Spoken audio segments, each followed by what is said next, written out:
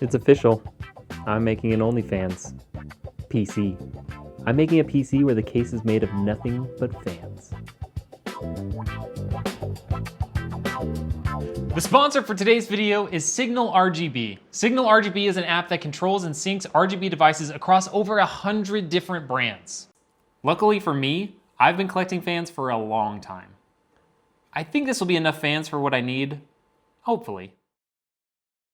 But I may have fudged the truth a little bit with that opening line. It sounds great for a title, but obviously if I used nothing but fans, it wouldn't exactly be structurally sound. Nor would it have a way to mount the actual PC components. So before we start putting this thing together, we actually have to do some grunt work. First step, we need to understand the spacing between the fans. So we know that the overall fan is a 120 millimeter square, hence the name 120 millimeter fan. With some quick Googling, it appears that the center lines of each hole are between 104 and 105 millimeters. So with some quick math, that means the space between holes of adjacent fans is between 14.5 and 16 millimeters. So I think our best bet is to design some small plates with oversized holes that we can bolt through to hold the fans together. All right, let's design one of those real quick and print it out so we can test out our plan.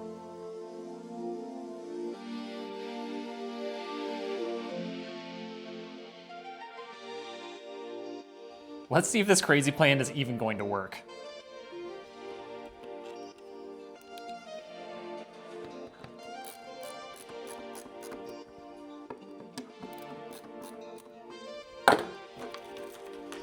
Well, that's a start. So I think the next thing to figure out is how we're going to connect these fans when they're at a 90-degree angle. So the strongest method would be to butt them together just like this. However, that would obscure the bottom holes on one of these fans. So instead, we're going to go corner to corner just like that, and then we'll design a piece that will make that turn and hold them together. So I'll make a thin version that will go along the fans on the ends, and a double plate version that will go between the four fans.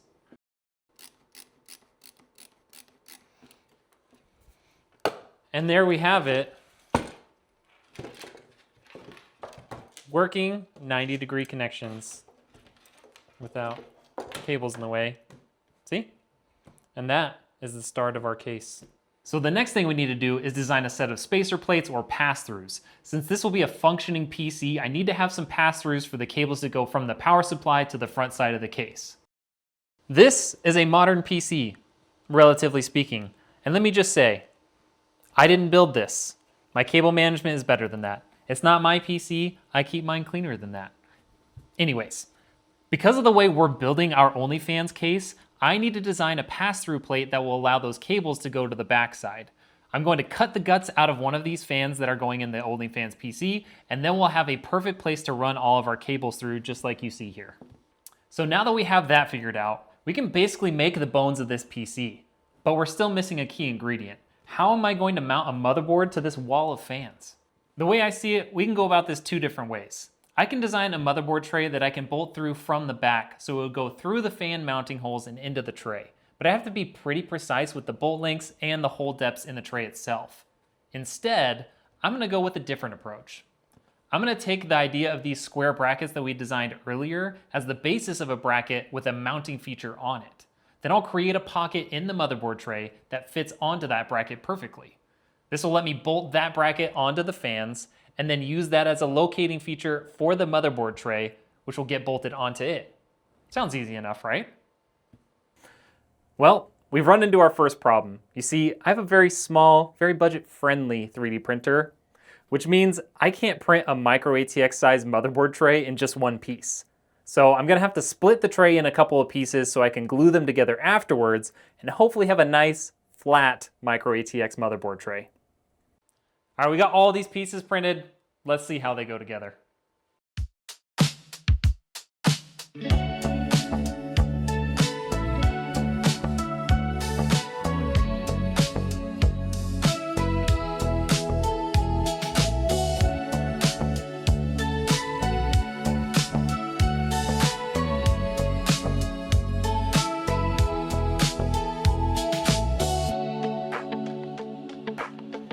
So this is the back side of the top, so that's gonna mount just up like that.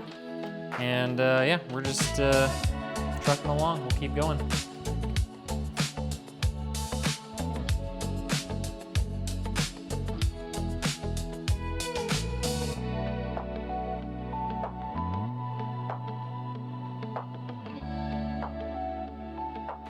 Okay, so this was an unplanned design, but because we have this gap right here, I decided we should make some nice pretty cover plates for it, which also will be a little bit structural. So I've got a cover plate that's going to cover that gap between the fans along the front, the back, and the top. So let's get those installed.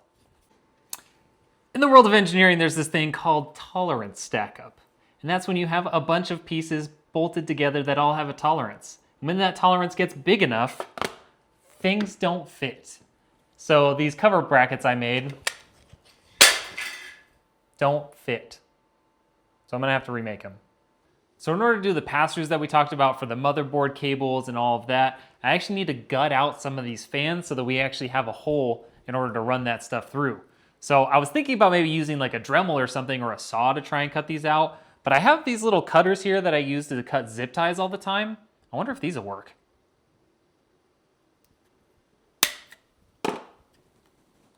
Totally works. All right, well, let's gut some fans. So this 3D printed plastic doesn't have the best properties for mounting the motherboard. It would be really easy for tiny threads to strip out of it. So instead, I bought something really cool. These threaded inserts are designed to be melted into the plastic with the use of a soldering iron. Then we have a really good grip and it's really hard for these to actually spin free. Now, I've never used these before, so I think I should practice on a smaller piece to get the hang of it. I guess now's a good time to say I bought this soldering iron for this project, but I'm sure I'll find other uses for it in the future. And there's only one brand I trust for all my soldering iron needs. Blister Buddy. Heat that works as hard as you do. I only trust one brand of soldering iron for all my soldering iron needs. Weller. Designed for the innovators of tomorrow. Oh yeah, look at it. It's so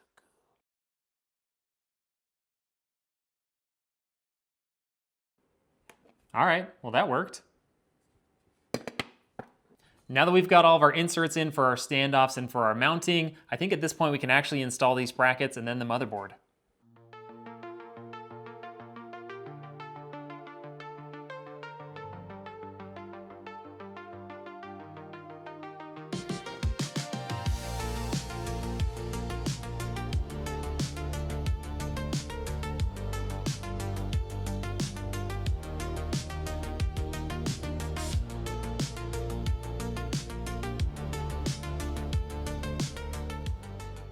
All right, time to actually put the motherboard in.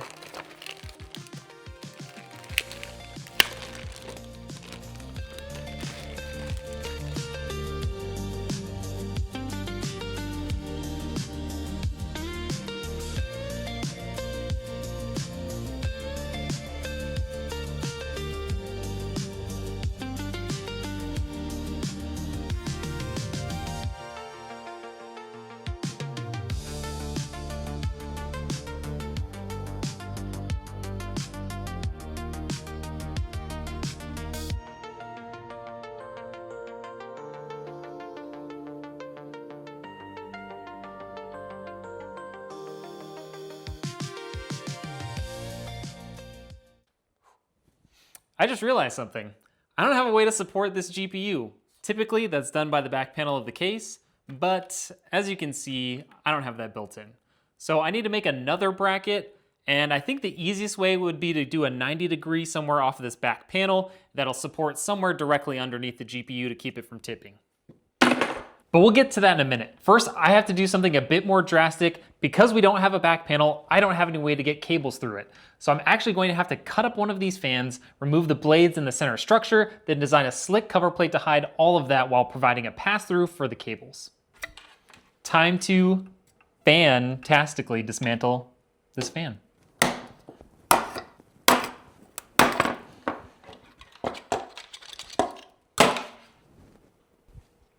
Okay, let's put this back in and then design our cover plate and print it.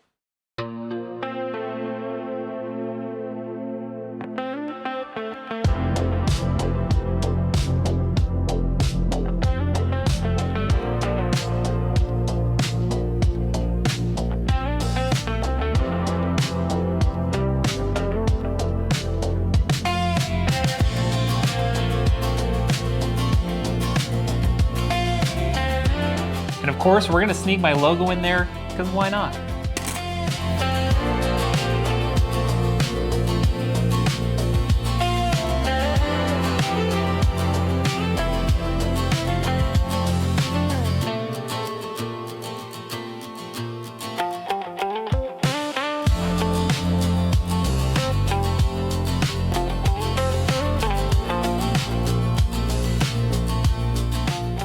I think it's time we work on our next hurdle. How the heck are we going to get a power supply mounted in here? Realistically, I think for one thing, we need to make another one of those pass-through plates for the AC power cable. But also, power supplies are heavy, and there's no way a little 90-degree bracket hanging off a fan is going to work out very well.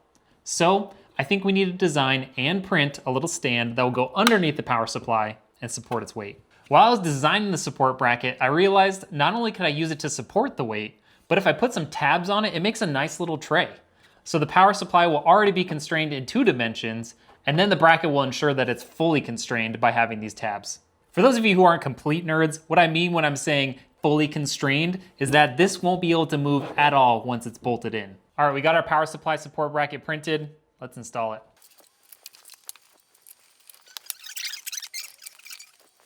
Fully constrained. I realize I've made a critical error. I made a pass-through for the GPU cables, but I didn't even consider the motherboard I/O. Unlike GPU cables, it's pretty common to have to add and remove USB cables from a PC. Plus, since this case has no front I/O, your headphones and speakers are gonna have to plug in through the back. So instead of a bolt-on cover plate, what if we made one with magnets? That way, you can easily just pop it on and off as needed. So really all I need to do is go back into the design, cut out a couple of pockets where I can add in some magnets, glue them in, and then put in some steel pieces to the mounting holes in the fans. Job done. This is gonna take some YouTube magic because believe it or not, I didn't plan this part out. So by the time, hey Troy, what's that? Huh? Oh, hey, magnets. I feel like a broken record, but back to the 3D printer.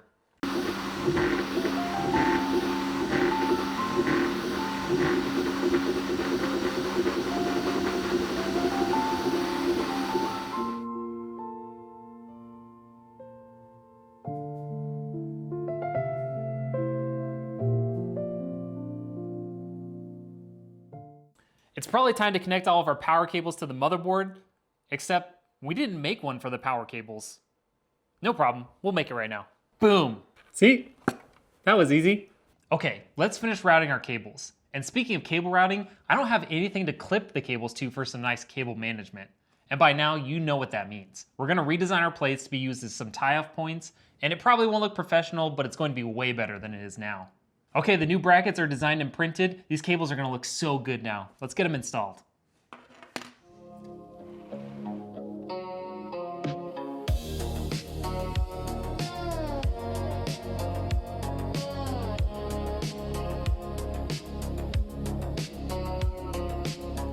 If only that were the last thing we needed to do. Sadly, I've been ignoring it this whole time, but it's pretty glaring. None of these 50+ fans are even hooked up. So I've brought out every fan/RGB hub I have in my office in hopes that it'll be enough. Time for the tedious process of connecting up every single fan.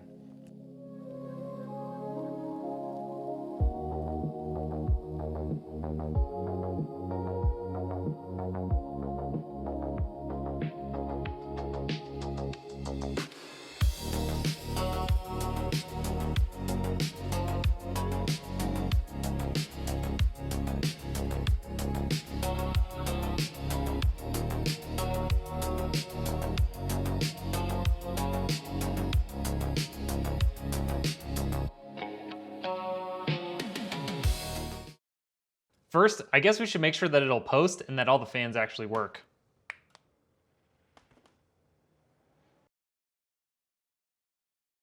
Yippee! Now I want to try something that would be really dumb in any other PC case.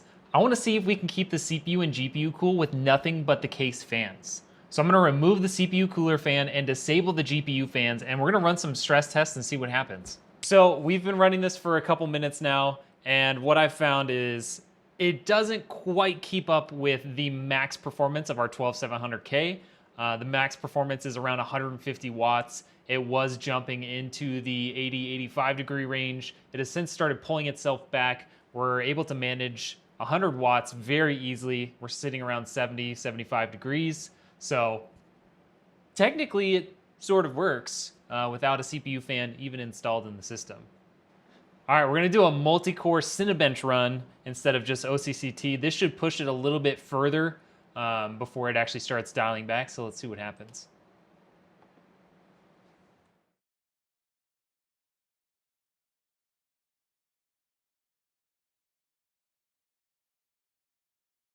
So we just finished our Cinebench run. We ended up with a score of 17,000 points. And thankfully, I've already previously run this CPU in a different system with an actual CPU cooler where we got 22,000 points. So that's only a loss of about 23% when we don't even have a CPU cooler fan on, and that's versus a super high-end Arctic liquid freezer AIO.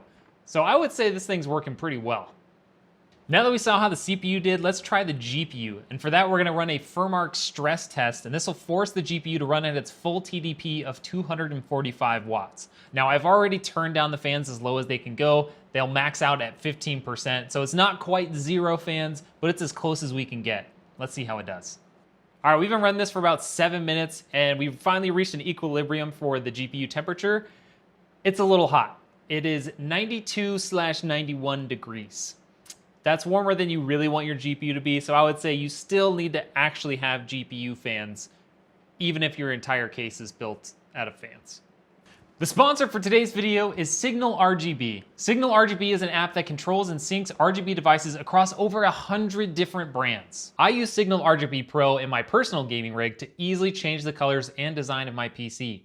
And of course, we'll be using it to manage the colors of our OnlyFans PC. And there it is. We have a fully functional, surprisingly not loud, and really cool PC. Let's take one more look at how this build turned out.